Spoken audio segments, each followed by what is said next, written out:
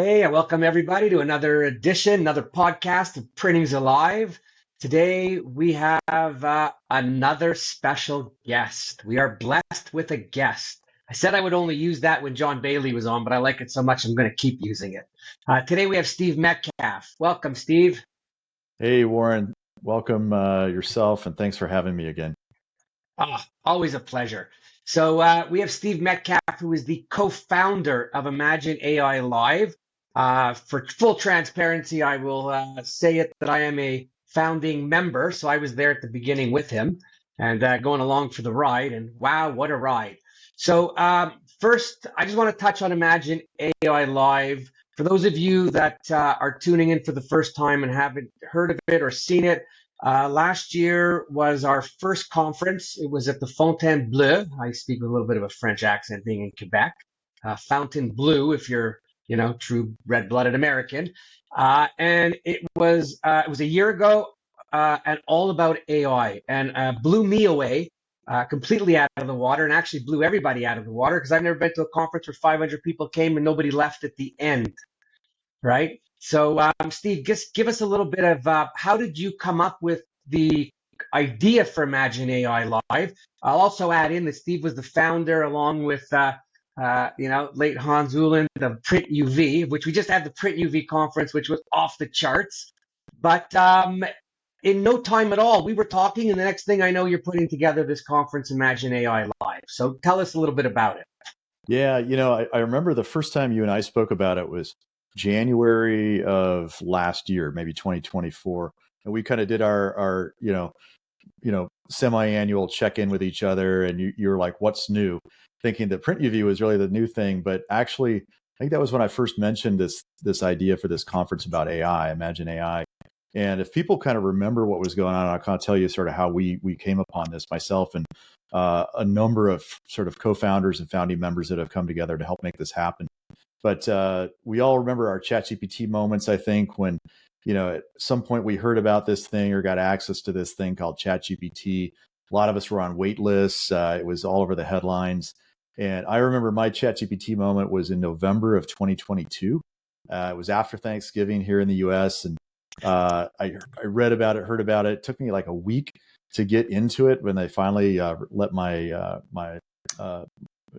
log in and start using it.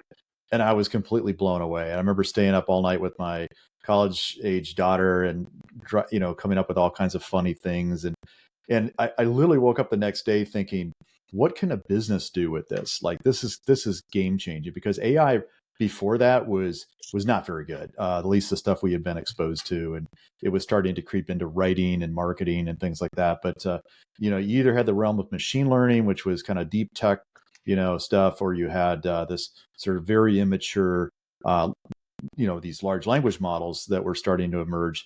But the ChatGPT moment with GPT, I think it was 3.5 at that time, really just hit me like a lightning bolt. Like, there's got to be a way to do something with business related to these things. So I started looking around for conferences and events, and there were a lot of great events out there that were deep tech, or there was NeurIPS, those were where the machine learning guys go to figure out how to do more machine learning and weights and biases and all that stuff. But there weren't really any conferences that looked like they were serving up the kind of thing where a business leader could go into and within 2 to 3 days just go in, get immersed, kind of like we did with Print UV, is literally, let's bring people that are really interested in this and going deeper in it, get them out of their daily flow. Because I think one of the challenges that we all face is that we're all busy. I mean, we all have day jobs and other things going on in our lives. To really sort of figure out, with this wave coming with AI, probably the most monumental thing that'll happen in our lifetime. How do we take advantage of it, harness it? How do we find our way with AI for our companies and our businesses? And we couldn't find the conference, so we thought, well, we'll take a page out of the playbook with Print UV and see if we can apply it to a broader audience. And that was how it was born. And then when I mentioned it to you in January of 24 of last year, it was well under its way. So somewhere in that 2023 timeframe that the idea started hatching. I remember writing some ideas down, reached out to the Fountain Blue. They weren't even open yet. So I got a hold of a salesperson there, and over the summer, and then that led to the first event, which was a sellout. And then we did another one-day event in New York City last year, which was awesome. But what we found, I think, is that the greater impact we can have is to really bring people into a multi-day event where there's time to network, there's time to discover companies, ideas, use cases, attend workshops. We're going to be running those this year. So that's really what this has kind of emerged into now, is kind of a year-round thing. And we're serving up content. So we record all of our content and we make that accessible to people that want to, if they can't make the event, they could just become a member and access our content, or they can come to the events and they get the membership thrown in as well. Yeah, no. So what I remember last year was just, well, the whole AI thing when it came out and chat came out. I mean, AI's been around for a long time, but I think the average person doesn't know it because they never knew what it was until chat came out. And then since chat came out, I've been kind of blown away because it actually makes my life easier every day. And I've only scraped the surface of it, right? Just making sure what I write and even coming up with ideas that are hard to get out of my head. You sit down and I mean, listen, you still got to check everything. You still got to read everything. You can't cut and paste. I will tell you, I remember a few people cutting and pasting. What they didn't realize was they never put their name in the brackets where it said, put your name in the brackets, right? So like the little things that you learn like that. But at the conference, I mean, it's like everybody in AI is a startup, right? As far as I'm concerned right now, because it's also new and everyone's vying for position. But the amount of people that were there presenting, the conversations going on. I mean, I was sitting next to somebody, and I don't want to say any names just in case, but I was sitting next to two people that actually made a deal. There was like a capital company and then another software guy, AI, and they made a deal, and like it was like almost like a love fest. And the other thing was nobody left. Like, Right. I think if we didn't tell them we had to leave, they'd still be standing there. A lot of So it people was really stayed cool. afterwards for the weekend too. Yeah, I like what you just said. You know, it's a good way of thinking about it. Everybody is a startup now. Again, it doesn't matter if you're the oldest, most established business in the world, or you're an AI startup company that's building, AI native. Everybody has this startup opportunity. It's kind of like when the internet first came out and businesses are trying to decide if it was a good idea to have a website or not. And I think that we're all kind of learning, hey, would it be a good idea to bring some AI into our companies? And if so, how and where and who's doing it and what platforms and tools do you use? And that's kind of what we're trying to get out there is to educate people, to let them discover this faster. And then really, I've always said the best conferences that I've ever attended are actually networking events, and they're just disguised as conferences. They have content. So you have something that's sort of programmed and structured, but you also have this sort of hive mind of activity that is going into it. And that's really the best nonstop. part. I mean, what I liked about the event is going to sound kind of funny, but you had the light breakfast and you had the lunch and you had something after. So you're not trying to scramble to go somewhere or think what to eat in the hotel. You're getting all the resources you need in your belly to make it through the day. And it keeps you there because you're almost afraid to go somewhere to miss something. I mean, I was walking by trying to talk to every single person just to find out who, what, how.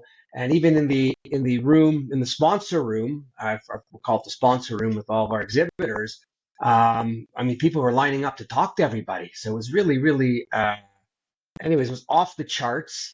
And I think it's good for anybody listening to either come or sign up and be a member and get the video, because it's the only way you're going to find what's going on in AI, where you're going to hear, unless you spend time on YouTube looking. And there was a couple guys at the conference last year that have regular stuff on YouTube. Alex Northstar and I forget, Igor is another one. Igor's got 400,000 subscribers almost on YouTube now, and he's pumping out content on how to use everything every day.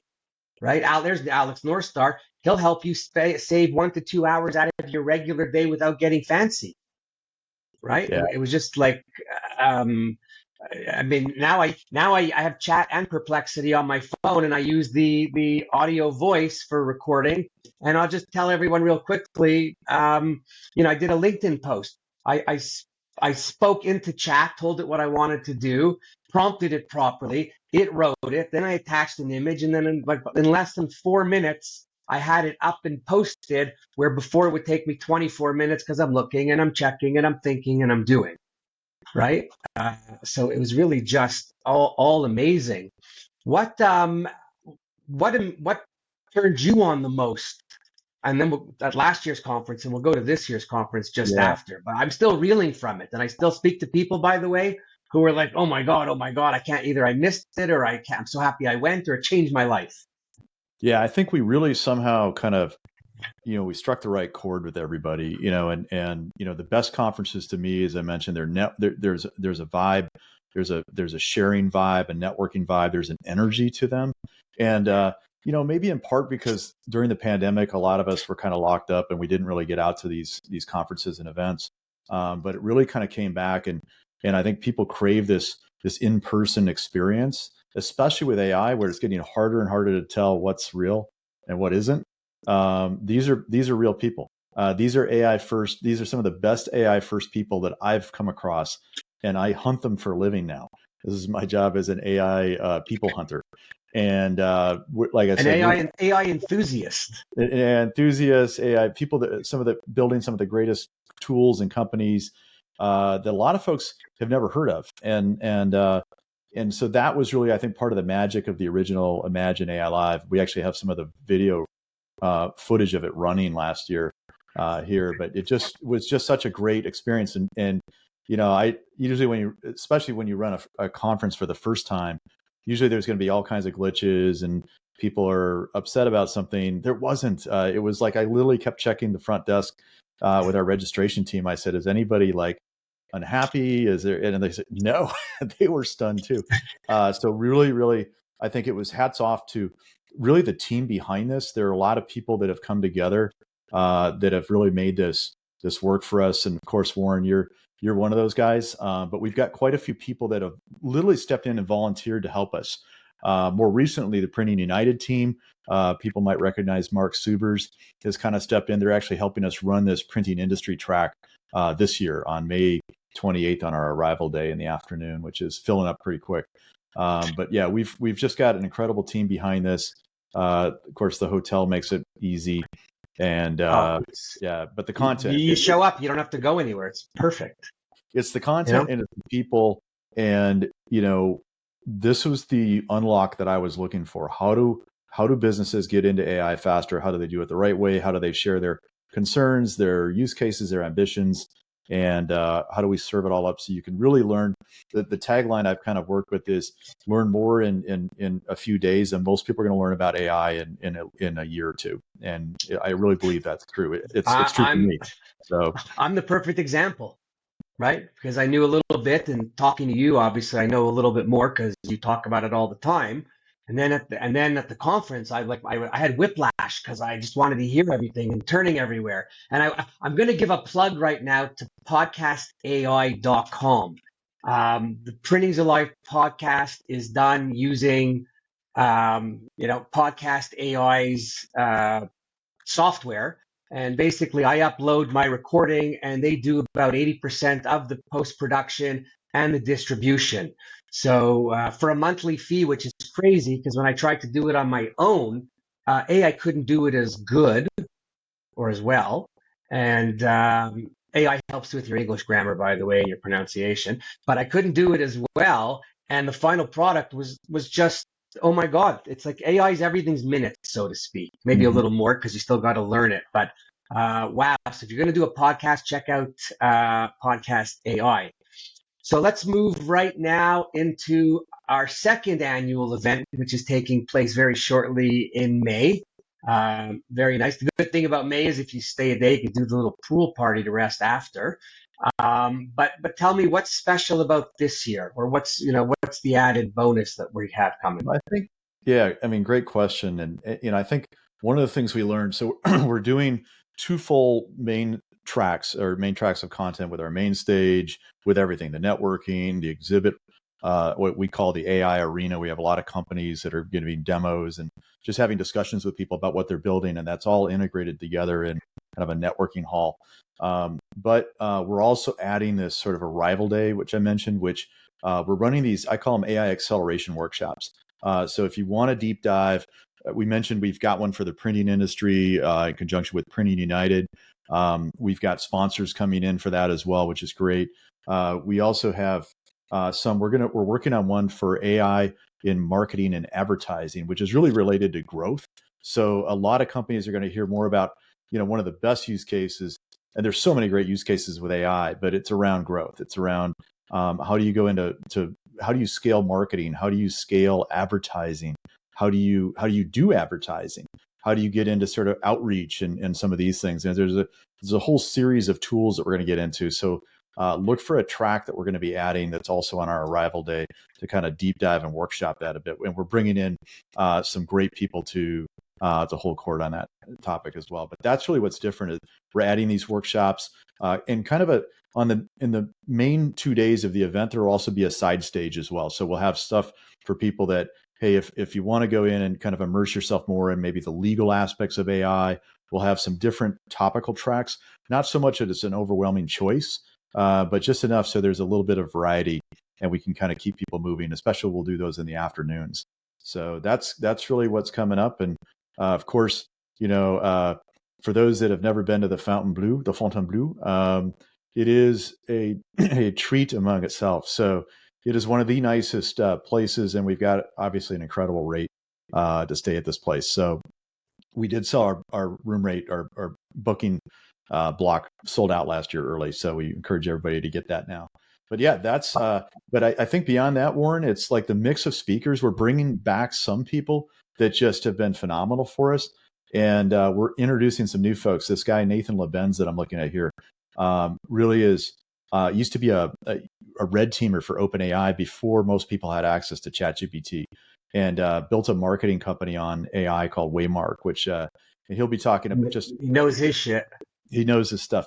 Dan Soroker is another guy that we've been hunting. Dan, I've been hunting him personally for about 2 years now. He's the CEO of a company called Limitless, which used to be called Rewind. And they're the ones that are recording everything. And they have these pendants now. I actually have one over here that you can use quite literally. I used this at the Print UV conference to record my talk. And so you can transcribe your entire day. The use cases of this are endless, but these AI wearables that are coming out, and they're one of the lead horses in this right now, especially in the printing industry. Some of the use cases to record stuff that happens, on the factory floor, the shop floor, that just gets lost is really important. This guy to his right, Pietro, is works for Anthropic, which is one of the leading large language model providers, as a developer. And he's also built some amazing things, and he's building design tools for graphic designers now, which is incredible. So we're going to have this guy on stage, and kind of the list goes on. There's business people. By the way, doing Andy Sack and his partner were awesome as keynotes last time. Like, absolutely. I think they got everybody on their toes the way they were talking. I mean, I remember one thing they said. They're two great guys, and you could look them up and see what their backgrounds are. But they said, we're partners and we never have issues. And the odd time that we're together and we have an issue, and to resolve it, we go to our third partner. We go to the third co-founder, and everyone's like, well, who's that? And he goes, ChatGPT. Can't argue with the facts. So I thought that was pretty cool. And it's a mindset change in how to lead now in business in the AI era. And we've got Alicia Bate. Oh, she was she's incredible. She speaks more from kind of a leadership in the era of AI, sort of the whole people and human element. We've got Michael Moe coming back. He's one of the most successful Silicon Valley venture capital firms. He might buy your company there if it's good. You never know. If you have a good company, Michael's got cash. And then you've got, as you mentioned, Alex Northstar. We bring a lot of these AI educators and influencers in. Kyle Corbett over here is a company called OpenPipe. He used to work for Sam Altman, and his company is building a platform where you can fine tune a language model. Let's say you have a large language model, but you've got sensitive data, or you don't want to have it out there. You don't want to be putting your stuff into OpenAI all the time, or one of these other platforms. Or you want to train it to be more specific on your business. They're building a platform called OpenPipe, which allows you to fine tune models. And then, of course, John Rossman, who is fantastic. John's an ex-Amazon guy who wrote a book called Big Bet Leadership. He's going to be coming back to tease us with some new stuff that he's working on that we're also involved in. Yep, there's the book. Got the book. Some familiar faces here. My co-founder, Chris Madden, Marco. Marco's one of the foremost, I guess, influencers and educators on how to use the image generation platforms like Midjourney and all the other things that are out there, including the video generation platforms. And we've got a few more people like Jared Liu Yeah, that do Jared's that. great. Exactly. Dustin Hollywood works for a Hollywood film studio. It's going to be talking about how they're using AI. The list goes on. So we've got some incredible folks. And we have another 6 people at least that need to be added on here that are going to be added this week. Aaron Lanuti is the Chief Innovation Officer of Omnicom, which is one of the largest agencies in the world, advertising, PR agencies. And this guy, Louis Rosenberg, I don't know if you've heard about this. When Chris Madden interviews people, he usually gives me a little ping when he's done with a guest. He was like floored when he interviewed Louis on our pod. I don't even know if the episode is out yet, but they're building this thing called Swarm AI, which allows you to AI and human teams to collaborate together, or human teams to work in sort of an enterprise or company setting, and allows AI to sort of augment the hive knowledge of everybody in a company. And then Nico Klemke, he's coming back. This is Neural Frames. They're doing some really cool stuff with AI, music and video generation. Daniel Cohn-Dumani is a guy that's building a platform to retrieve knowledge. And I'll have to stop there because that's as far as we have the roster right now, but it's filling up like every week. And every day we're interviewing more speakers and workshop leaders and panelists to join us. So yeah, that's what's really exciting about this year is now the conference, the word is out about the event. It's easier for us to get speakers, and we're getting some incredible people lined up. Yeah, so the other thing that I liked about it is, with everybody coming and going, everybody was speaking for like 25 minutes or 45 minutes, maybe an hour, depending. So you weren't getting too into it where you're not going to remember anything. It was just enough to get you excited to want to have conversation and keep it going after. But I walked away from it because, again, AI a year ago was a lot newer than it is now. And I mean, even today, I find that there are people that are fearful of it. And I'd like to remind everyone that you're not going to lose your job to AI. You're going to lose your job to someone who knows AI more than you or better than you. So it's really important to not be afraid of it, kind of like Windows when it originally came out. And, most of us probably only use 6% of what Windows does anyways. But if you familiarize yourself with the AI and Imagine AI, great place to come learn about it, then you start to make use of it. You start to benefit from it because you're working with it. You're not afraid of it, right? And then, I mean, even me playing with it, forget work-wise, just the stuff you do on your own. I'll just give you one example for people that are listening. So I had to orchestrate a podcast with 3 people from around the world, all different time zones. Send out the email. They all send it back to me with their local times and when their availability is. My first thought was, oh shit, I'm going to take out an Excel sheet, put everything down there. Then I got to figure out daylight savings time. Then I got to figure out where they are. And then I just said, oh my God, stop. And I cut and pasted the whole thing into ChatGPT, and I prompted it to find me the dates that were common amongst the 3, to give it back to me in my local time. And it did, and it gave me back like 2 choices. I then narrowed it down to 1. I didn't want to give these guys 2 choices to go longer. And then I asked it to write the email to these executives. And then I said, could you make the email shorter, please? Because these guys don't read, they don't read, they're busy. And then it made it smaller. I sent out the email. Within like 36 hours, I had all my replies. Everything was done, and boom. Yeah. And chances are, if I didn't have the AI, 36 hours later, I'd still be trying to figure out the time zones. Oh yeah, I mean you're describing it, and I keep reminding everybody, this is the worst it's ever going to be. The experience you just had blew your mind, and that's the worst that experience will ever be because the stuff gets better literally by the week in many cases. And what you just described was what I would call a classic AI jam session, where you just go up and you take a hold of Claude, or you take a hold of ChatGPT, or pick your language model, Perplexity, and you just go to town and you just start. You get the work done, the derivative work. I love starting with a transcript from a call, so I usually will start with a meeting transcript, throw it in there, and then let's go to town now on the stuff we got to do, that we talked about. Exactly. But the cool thing is, that's just the tip of the iceberg. What I talk a lot about these days when I go out there and talk about AI, which I do a lot, to other groups. I've recently been at some of the Printing United events talking about it.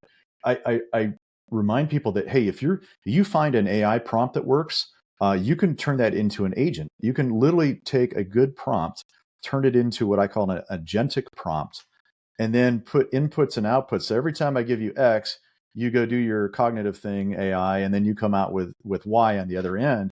And then we put it together in a flow. So we can put it together using an automation layer, and there's so many of them available now. And you don't have to understand programming or anything to use these. They're all no code. We're going to be showing these at the event. There's a couple that I really like. They're similar to Zapier. Zapier is a great platform for those using it. But some of the newer ones are just AI native, top to bottom. And you'll hear about platforms like Gumloop, which is a really cool one.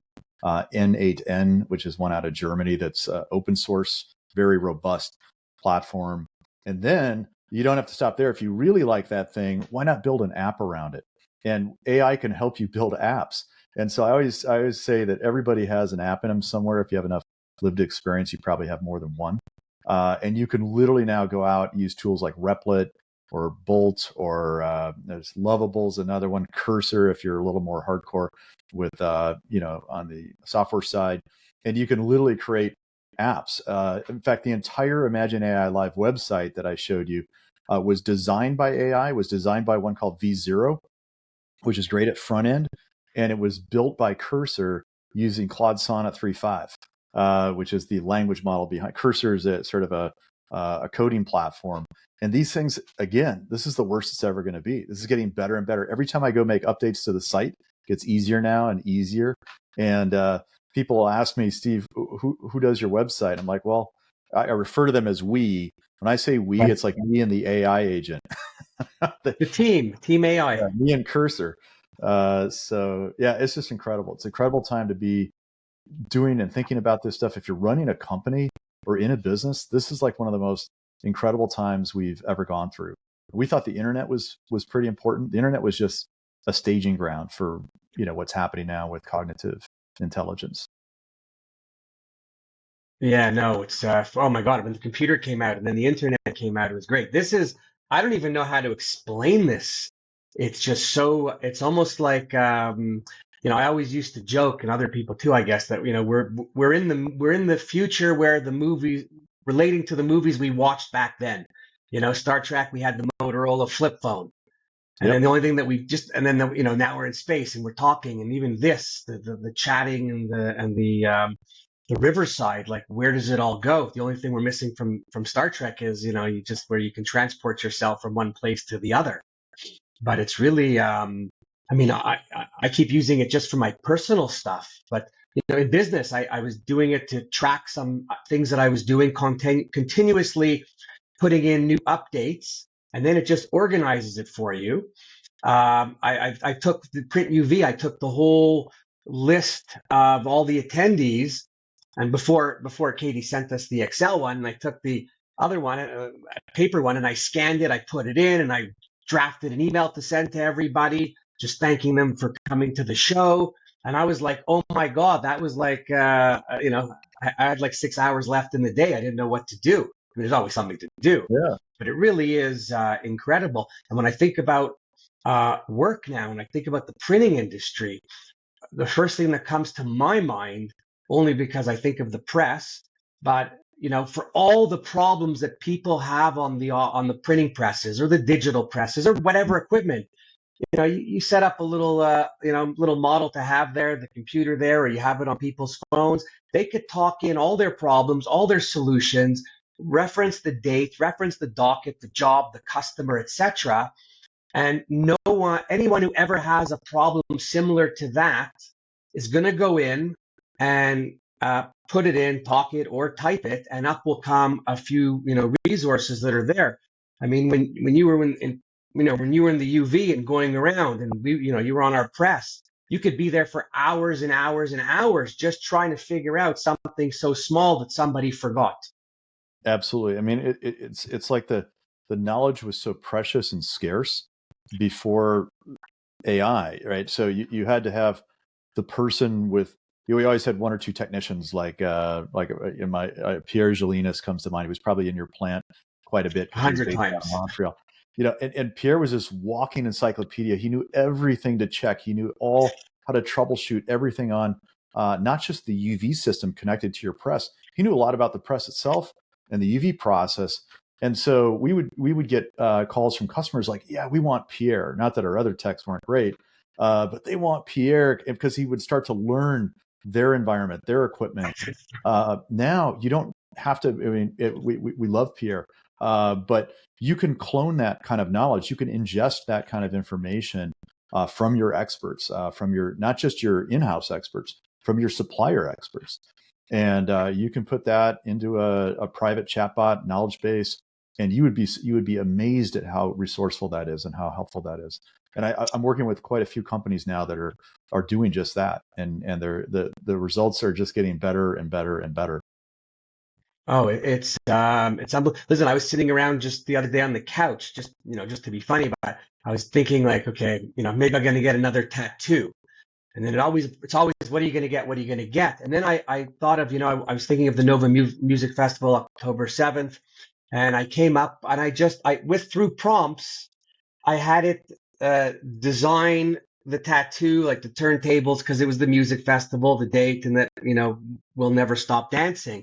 And I did that in minutes, and I just kept reprompting to make some changes and adjustments. And I'm like, oh my God, how amazing, and Yeah, then I go and I use it for work and to write something or even so the one thing that I was with some people the other day, and then they were talking about oh, it's not good because it's bad for their industry, and they were lawyers and whatever, and I'm kind of chuckling because the lawyers didn't complain when Uber came out and changed the taxi industry.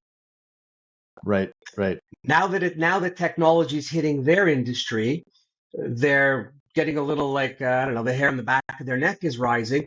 But I took a contract that I was given, I uploaded it into chat and asked it to act as my lawyer and advisor, and if it could just give me the good, the bad, the ugly of the contract. And I kid you not, I probably saved $2,500 on the first read just to pull out the stuff that was really relevant, but I was able to go back with and converse with them on.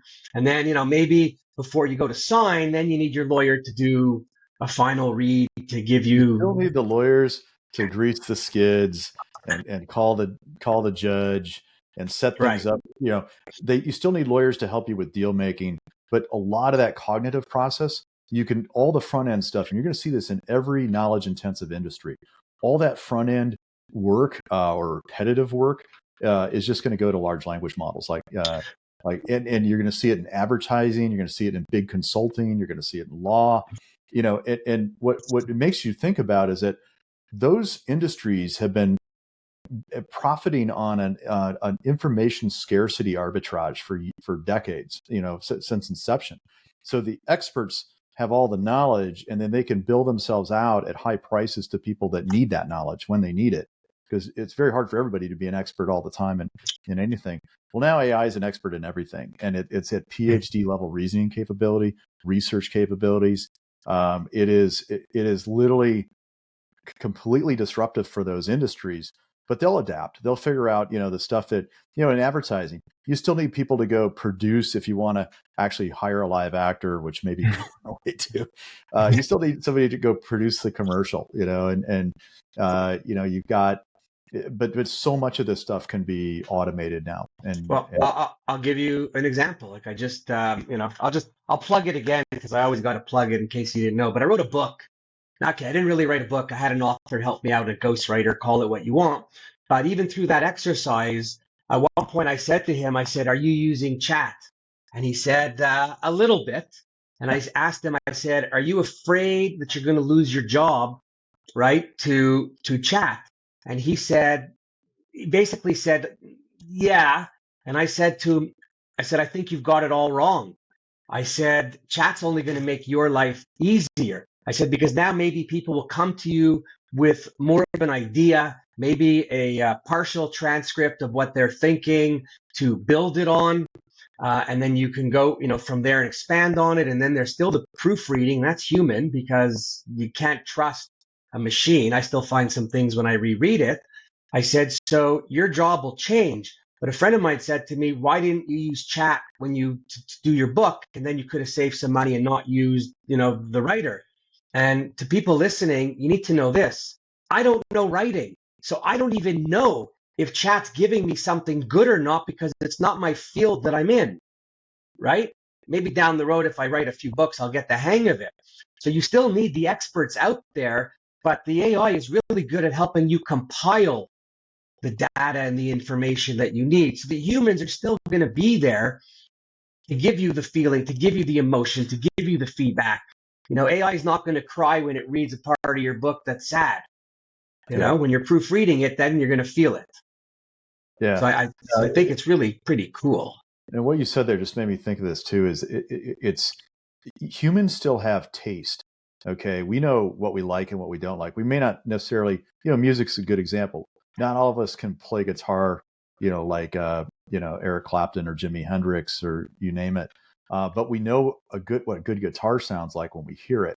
And one of the things with AI, these large language models were trained on the entire body of human knowledge, like the good and the bad, the great stuff and the crappy stuff. And so in those models, as they write for you or as they produce things for you or do other cognitive work, they've been in the training process. It was very hard to get all of that out of there. So they still have kind of bad output or stuff that's, subpar if you're a writer, and they don't necessarily carry the taste. Now you can prompt them to have taste. You can say, you can ask a large language model in a chat session to behave as if you're the editor of the world's greatest publishing house, and then take a critical look at the manuscript. You can do things like that, but you have to. Those are some techniques that takes a little while to learn, and you're not always going to get it perfectly from an AI. But you have to think of it kind of like a multi-step process. Here's the thing we want to write about. Expand on it. Go do the writing, and then here's an editor that goes in and checks whether that's which version and for what reason would you pick, or how would you change it. And what I just described there is an agentic flow where you're going to see these sort of collaboration of agents that are going to be all AI based, but each one has a different role and a different objective, just like humans do. Yeah, no, it's pretty. I think you just got to jump on the wagon and not pretend that it doesn't exist. And even if you just start playing around with it yourself, get a little comfortable with it, and then once you see, oh my God, it's really. Listen, for people listening, I'll give you another thing. Like, for me, I've got a lot. I get a lot of great ideas and a lot of thought in my head that I can't always get out or get to that first sentence, pen to paper. And, using chat, I just sit there and I just type or talk in a few things that I'm thinking out loud. And then I say, can you help me create my first list or first thoughts of what I'd like to, what I'm thinking and summarize? And it puts it out. And then all of a sudden from there, I'm off to the races. So I've saved that. I'll call it writer's block, just so people could understand when you're just sitting there staring at your screen and you don't know what to do. But wow. Just great. And then we had young Spielberg there with his music, Yep. which was just off the charts. So we're getting it. We're feeling it everywhere. There's a retraining of kind of the rewiring of our minds, I think, that has to happen. I don't know if you ever noticed this, but like, when you hang around a lot of creative people, it could be said probably in a similar way if you hang around a lot of technical people or engineers. If you hang around a lot of creative people, especially people that do, creative for a living, advertising, creatives and so forth, their minds their pathways become wired to think of creativity all the time. So it's kind of like a musician. The more you play, the better you get. The more you use that aspect of your mental energy, the better you get, the easier it gets for you to be creative. And I think the same applies for using AI. It's almost like we've been trained our whole lives that, well, you have to do this. You have to think every problem through until your brain hurts. No, you don't have to anymore. But you rethink, hey, this would be a great way to bring to the AI to help. And here's a great way to set it up for the AI, to start me on the process or whatever. And so I think that takes a little time and practice. And 2 years ago, a year and a half ago, when I was out there talking to people, I would always do show of hands, how many people use ChatGPT or something like it. And everybody had heard of it, but a lot of hands went down when we were saying, okay, who's using it? And so now I ask the question, because now pretty much everybody's tried these things. It's like, well, how many people are using it every day, multiple sessions a day?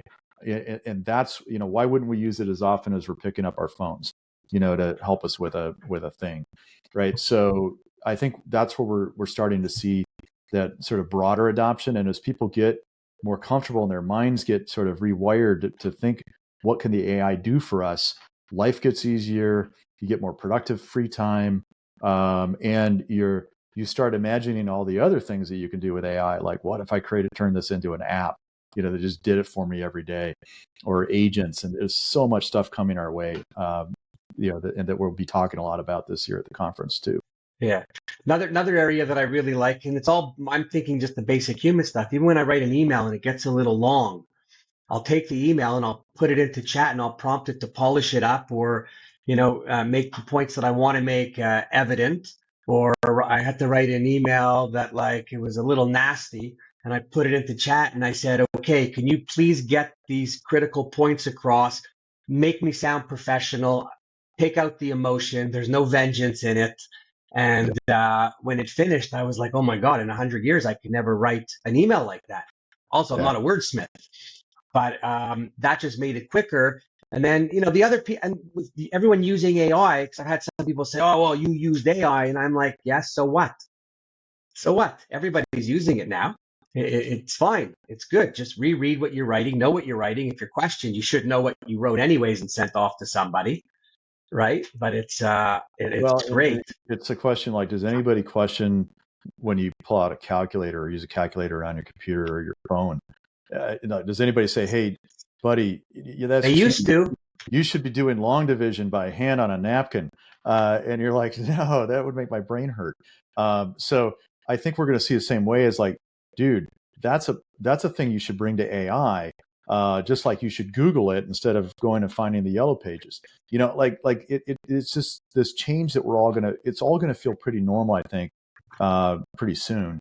And the young people now that are coming into this world out of high school into college, they're going to be AI. That's what they know. They're already getting in trouble with their teachers, but I think the right teachers in our schools and universities are embracing it.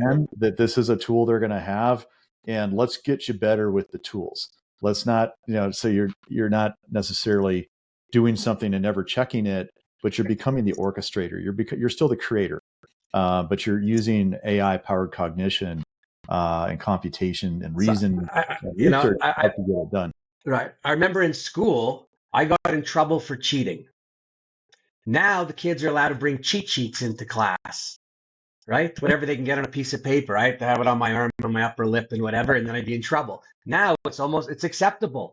Yeah. So AI will just take that to another level. And it's also like a game. So the more people that like it, the more people that use it, the more people will learn. Yeah. It's a beautiful thing. The old sort of emphasis on rote memorization of everything, I think that's going away. It's like really what we should be teaching people is how to be resourceful.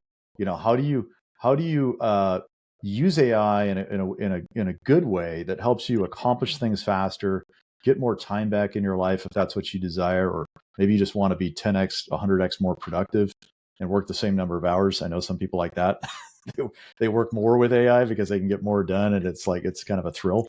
But at the end of the day, it should be a tool, a power tool for your mind, as an analogy I've kind of often used, much like you probably are not going to use a handsaw over the weekend where you're going to be working on the shed that you're building or the deck that you want to add to your porch. You're probably going to be bringing a power tool, a power drill, a power saw, etc. And you can kind of see where this goes. So when you start doing the thinking that hurts your brain, start bringing those power tools, and we're already seeing the effects. Oh, it's great.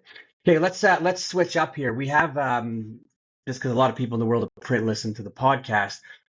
We've got a special track running at Imagine AI with Printing United, printing impressions, printing the main They own association. the printing root word. I think that's a Correct. Printing United Alliance, which is the largest association, at least in this side of the world, for the printing industry. It's membership based, but they also do a lot with for the industry in terms of shows and expos and leadership summits. And in fact, there's going to be another one on the inkjet summits happening, I think, in here coming up very quickly in April. And I'll be there. But the coolest thing is the people that run the Printing United Alliance are very forward-thinking folks. And we started chatting about this, months ago. I spoke at their event, the expo they did last year in Las Vegas. Warren, you were there. We were all there. And I spoke on AI. It was they gave me a little side stage for a while, and it was a packed event. Met some great people out of it too. But one of the things that it kind of later emerged was this idea of let's do an AI event for the printing industry. And because we're already running Imagine AI Live for basically 2.5 days, it just made sense let's just add a whole printing industry day track onto that. And you're going to be helping out as the MC to keep this thing, on the right rails. Rolling. By the way, I'm super excited because you're in print with me for a long time. It is a slow moving industry, right? So I am super excited to get this little jump start and kick some people in the ass. And some of them have already awoken. But what an opportunity to have these people that I'll call them leaders in print because they're coming to this event. And then they'll be able to take back what they see and what they learn and start to spread it around. And then we will expand on it because the more people using it in the world of print, the better it is. It'll help with production. It'll help with people's bottom line.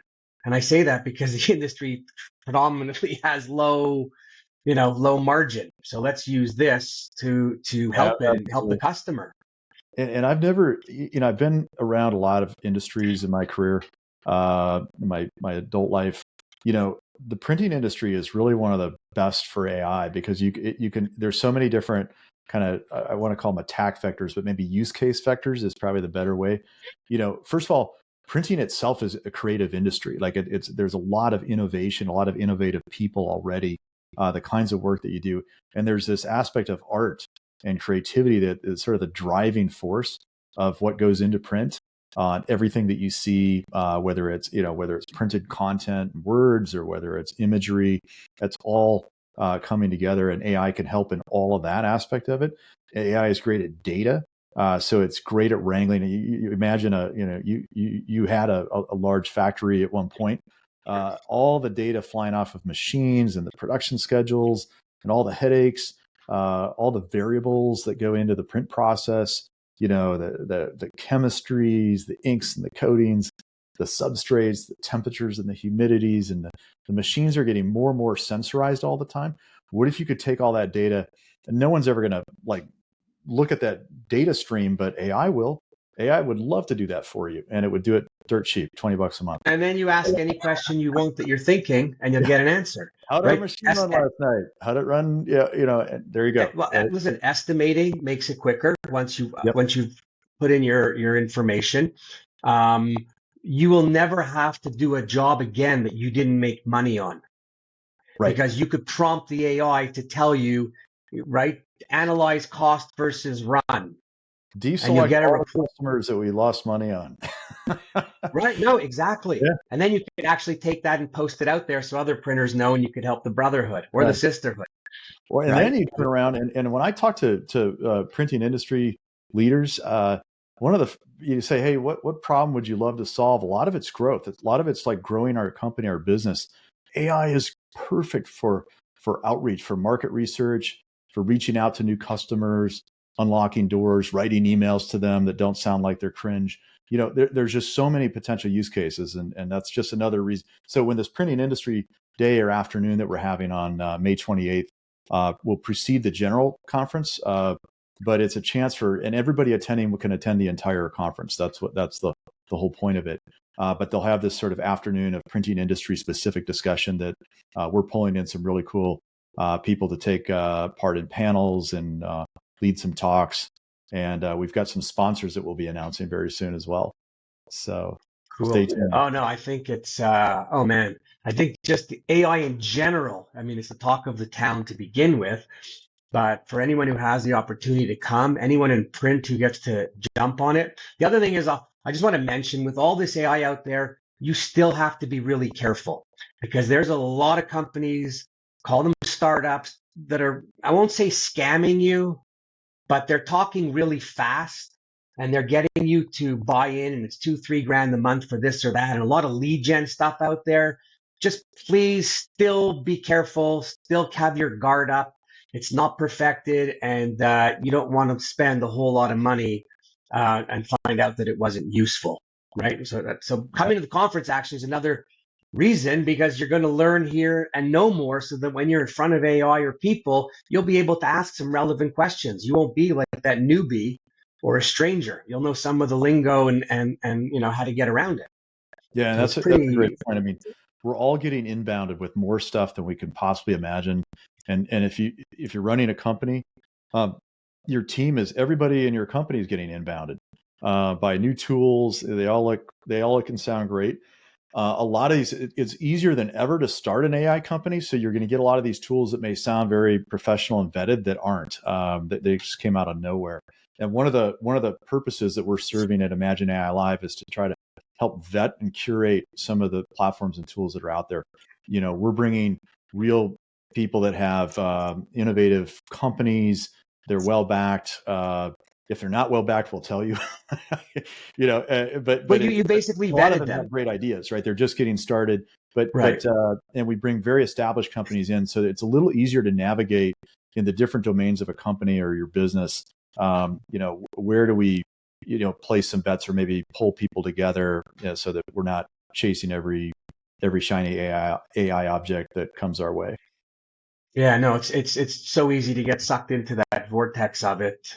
You're just looking and listening. Listen, I've been on a few calls with a few of these AI lead gen companies, and at the end of the day, actually, I'll just tell you something that just recently happened with one, and you guys girls should be aware of it. I get an email on LinkedIn from the CEO of a company saying, "Hey, this is what we do. Would you like to meet?" I replied and said, "Hey, great. Would love to meet. Traveling. Try me next week." Then it came back and it said, "Are you available Wednesday for an appointment or an online meeting?" And I said, "No, I'm traveling right now. Call me next week." Then it came back and it said, "Oh, are you available on Monday?" And I went, "No, now you can go back and tell your team how you just lost a really solid lead by pushing it too far, because they didn't train their AI to respond to the right response, because they had me. I was in, and after Mhm. I was done. Yep. Now, So these AI agents that help do your calendar, they do outreach for you. They're coming fast and furious, and we're actually going to be dog fooding a couple of these for Imagine AI Live. I don't think I've even told you about it yet, but we've got a couple on the docket that we're going to. One of our sponsors is a company called Ignite Tech. They were there. Eric Vaughn, their CEO, mhm. spoke at both of our events, and they're bringing out. They've already started bringing it to market. Several different AI tools that are using basically video avatars as sort of your it's taking chatbotting to a whole nother level as one use case. But you could also internally clone an avatar. If you're the CEO of a company, you can train an avatar on your likeness and have it give a talk to your entire company every Monday morning, and you just have a ChatGPT script go into it, or you have another agent that is answering your emails all day long and just learns how to answer your inbox and set up your calendar. And so we're going to be dog fooding Amazing. some of it. When you see me at Imagine AI Live, ask me how it's going, and I'll tell you what our experience is so far with it. But yeah, it's a strange world that we're in now, and you absolutely are right. You've got to be a little bit, keep your guard up, but don't do it so to a point where you've got the brakes on everything and you won't try anything either. This is a chance really to experience the future. It's happening so fast. Ah, love it, love it, love it. Cool. Wow, that was a great little session on AI. I'm hoping everybody that's listening that you got to the end. First of all, I always hope people get to the end. Get to A lot of the end. content, a lot You're of coming to Imagine AI Live, and we will see you there. Yeah, a lot of content out there, but Imagine AI is definitely where you want to be. The AI is absolutely where you want to be. The way the tracks run, I'm not pushing it just because I'm a founding member. I'm pushing it because it actually kept my attention the whole time, which, if you know me, it's pretty hard. So yeah, anybody wants to know anything about AI, Imagine AI, feel free to reach out to me.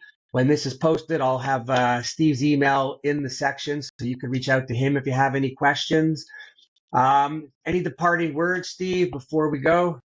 No, I think this, like I said, if anybody has listened all the way through, congratulations. But this is a great time to be doing what you do, and learning and investing in AI is one of the most important things you could be doing right now. Just to up level yourself, your company, your team, explore the ideas and the opportunities. So if you want to find us, we're www.imagineai live, imagine like imagination, AI.live. Check it out. And if you go over to the Printing United, I think if you just Google it, you'll get to the registration page for the Printing United Alliance sponsored Imagine AI Day, which is May 28th. And hope to see, it's already filling up. Hope to I see was going many to say, people there. sorry, for the print people, like it's over 50% or 57% filled. A lot of those people were at the leadership summit. So look to the leaders, see what they're doing, and beat out the rest of them and come sign up before it's too late and sold out. But awesome. Steve, it is always a pleasure to chat with you, be it here on the phone or live, but love the AI stuff. Um, to everybody else, I hope you really enjoyed it. I'm just going to put out there, if anybody out there knows anyone who should be on this podcast, who has something to print to talk about, something AI to talk about, something, anything to talk, mergers, acquisitions, lawyers, accountants, I don't care. Anything as long as it's interesting and related in some way to print, what we see, what we do, what we touch, that would be great. Otherwise, Steve, thank you again. Everybody else, we will see you back here soon. Thanks, Warren. Appreciate it. Pleasure's mine always. Cheers.